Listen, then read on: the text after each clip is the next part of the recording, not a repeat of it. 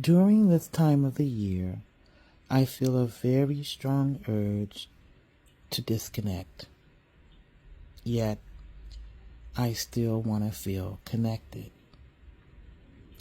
I've come to the conclusion, even in the disconnection, that I can experience real connection. I've spent years walking alongside lakes and oceans and in nature. I notice that I feel so much better when I'm doing this.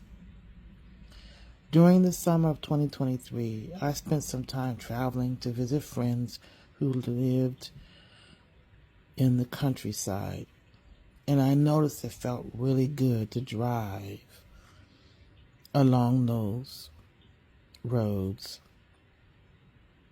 and envisioning and seeing farmland all around me. And just a sense of distance and solitude felt very familiar. I'm beginning to feel that way again, or the desire to experience that. I want to be connected, but I want to be disconnected as well. Since 2020, real connection seems to have dissipated. The main form of connection for many is social media.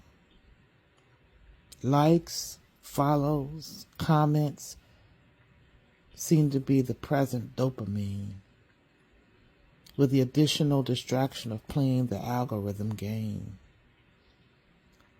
And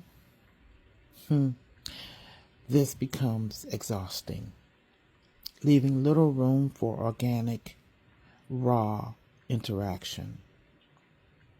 It feels inauthentic. I know I can't be the only one that feels this way.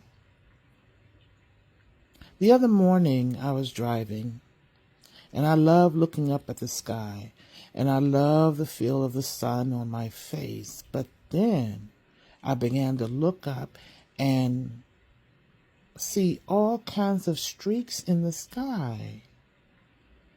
It looked like planes in the distance, causing the cloud-like streaks.